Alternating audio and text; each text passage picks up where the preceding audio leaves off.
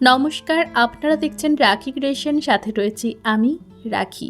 রাখি ক্রিয়েশনের আরও একটি নতুন রেসিপি ভিডিওতে আপনাদের স্বাগত। হ্যাঁ, আপেল দিয়ে কি করব ভাবছেন? এতগুলো আপেল কেটে আমি কি করছি? না, এই আপেল দিয়েই তৈরি হবে আজ রেসিপি। কী রেসিপি বানাবো তা তো রয়েছে পুরো ভিডিও জুড়ে। তাই চ্যানেলটিকে সাবস্ক্রাইব যদি না করে থাকেন এখনও পর্যন্ত, তাহলে ঝটপট সাবস্ক্রাইব করে আমাদের পাশে থাকুন।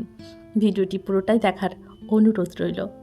প্রথমেই আপেলগুলো কেটে নিয়েছি, মাঝের অংশটাকে ফেলে দিয়েছি, কোনো রকম বীজের ব্যবহার করা চলবে না।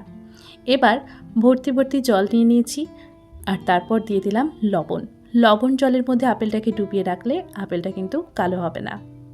এবার আচার তৈরির জন্য লাগবে একটু সর্ষের তেল। অল্প পরিমাণেই সর্ষের তেল দিয়েছি, দিলাম 5 ফোড়ন, শুকনো লঙ্কা ফোড়ন। সুন্দরভাবে ফোড়নটাকে ভেজে নিতে হবে। ফোড়নটা ভালোভাবে ভাজা হলে তারপরে আমরা দিয়ে দেবো এক এক করে আপেলগুলো। আমি এখানে পুরো আপেলটাই দিয়ে দেবো, তবে 2-3 বারে দেওয়ার চেষ্টা করব, নচেত কিন্তু কড়াই থেকে বাইরে পড়ে যাবে। অল্প একটু দিয়ে একটু নাড়াচাড়া করে নিচ্ছি, তারপর আবারও আরেকটু দিয়ে ভালোভাবে নাড়াচাড়া করতে হবে। এইভাবেই বারে বারে একটু করে দেব আর একটু নাড়াচাড়া করব। সুন্দরভাবে দেখা যাবে কিছুক্ষণের মধ্যেই আপেলগুলো একটু নরম হয়ে কমে এসেছে। তারপর আমরা দেব পরিমাণ মতো লবণ, দিয়ে দেব একটু হলুদ, আর সাথে সামান্য পরিমাণে লঙ্কার গুঁড়ো, যাতে আচারের মধ্যে হালকা একটু ঝাল ফ্লেভার থাকে, সেই জন্যই লঙ্কার গুঁড়োটা ব্যবহার করা হয়েছে। সুন্দর করে নাড়াচাড়া করতে করতে লবণ হলুদ দিয়ে একটু রান্না করব। আলতো হাতে একটু নাড়াচাড়া করতে হবে, একটু সাবধানে খেয়াল রাখতে হবে যাতে কড়াই থেকে বাইরে বেরিয়ে না যায়।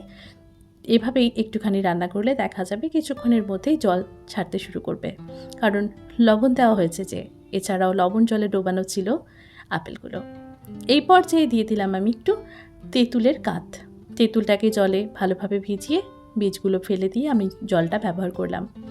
আচারের মধ্যে একটু টকটক স্বাদ লাগবে, সেই জন্য দেওয়া, কারণ আপেল এমনিতে খেতে মিষ্টি লাগবে, একটু টকটক না হলে আচারটা ঠিক জমবে না, তাই দিয়ে দিলাম তেঁতুলের কাত। এবার দিয়ে দিচ্ছি একটু চিনি। খুব বেশি পরিমাণে চিনি দেওয়ার দরকার নেই, অল্প একটু চিনি দিলেই হবে। যতটা আপেল রয়েছে ততটাই যে চিনি দিতে লাগবে আমের চাটনির মতো তা নয়, কিন্তু একটু কম করে চিনি দিতে হবে। আর চিনি দেওয়ার পর ভালোভাবে এটাকে নাড়াচাড়া করতে হবে। এবার আপনার আর কোনো কাজ নেই, মাঝে মাঝে শুধু একটু নাড়াচাড়া করতে হবে। ধীরে ধীরে এটাকে নাড়াচাড়া করে দেবেন, তাহলেই দেখবেন সুন্দরভাবে একটা সময় গিয়ে আপেলগুলো সেদ্ধ হয়ে গেছে এবং আপেলগুলো সব কিন্তু ভেঙেও যাবে না। এদিকে একটা মশলা তৈরি করব। একটু 5 ফোড়ন আর একটু জিরে, যদি মনে করেন একটু মেথি, কালো জিরে আর একটু জিরে দিয়ে ভেজে নেব, তাহলে সেক্ষেত্রেও কিন্তু এটা করা যেতে পারে।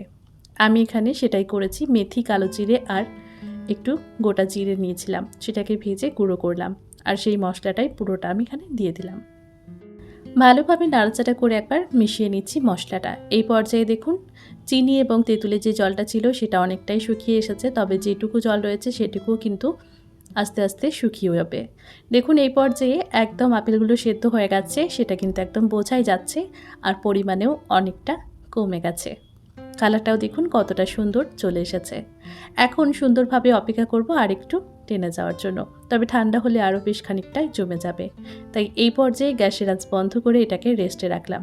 একদম যখন ঠান্ডা হয়ে যাবে তখন কোনো কাচের বয়ামে এটাকে ভরে দীর্ঘদিন পর্যন্ত সংরক্ষণ করা যাবে। এই আচার 6 মাস মতো এমনিই ভালো থাকবে। যদি আরও বেশি করে তৈরি করতে চান সেক্ষেত্রে একটু ভিনিগার ব্যবহার করবেন আচারটায়, তাহলে কিন্তু দীর্ঘদিন পর্যন্ত সংরক্ষণ করা সম্ভব হবে। কেমন লাগলো আজকের এই আপেলের আচারের রেসিপিটা? আশা করছি ভালো লেগেছে। ভালো লাগলে লাইক, কমেন্ট, শেয়ার করে বন্ধুদের সঙ্গে শেয়ার করে নিন। Thanks for watching.